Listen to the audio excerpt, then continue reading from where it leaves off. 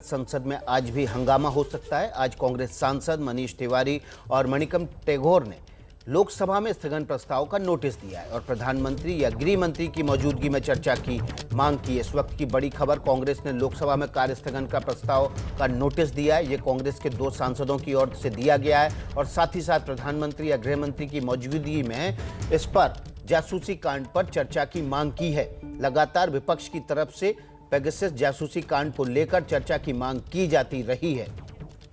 अंकित गुप्ता हमारे साथ संसद के मानसून सत्र के तीसरा हफ्ता है, आज उस पर ज़्यादा जानकारी के साथ जुड़ गए हैं हमारे साथ। अंकित, सबसे बड़ा सवाल ये कि संसद के सत्र के 2 हफ्ते बेकार चले गए हैं, कामकाज ना के बराबर हुआ है, लेकिन क्या तीसरा हफ्ते में सरकार और विपक्ष के बीच सहमति कामकाज को लेकर बनती दिखाई दे रही है?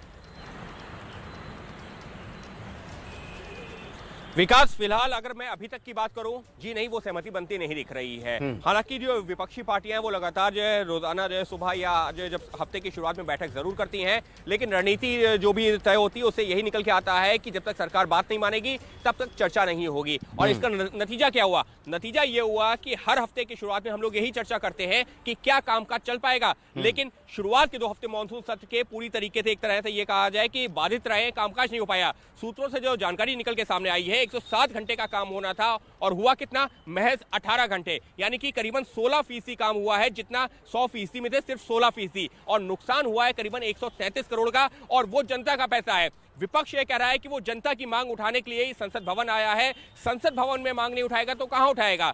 सरकार कह रही है कि आपको अगर मांग उठानी है, कोई चर्चा करनी है, तो वो तब हो सकती है जब एक शांतिपूर्वक माहौल हो। और 30 सेकंड आपको और लूंगा। और रही बात जो पेगासस कथित जासूसी मुद्दे की, तो उस पर जो है विपक्ष लगातार हंगामा कर रहा है, चर्चा की मांग कर रहा है। सरकार की तरफ से कहा जा रहा है कि केंद्रीय मंत्री अश्विनी वैष्णव लोकसभा और राज्यसभा दोनों सदनों में बयान दे चुके हैं, तो आखिर ये हंगामा क्यों किया जा रहा है? तो दोनों पक्षों के अपने अपने तर्क, लेकिन गतिरोध बरकरार है।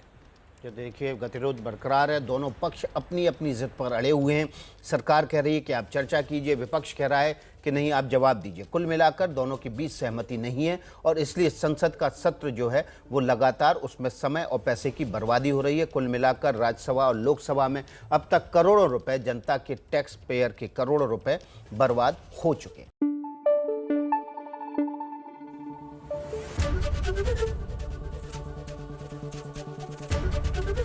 एबीपी न्यूज आपको रखे आगे।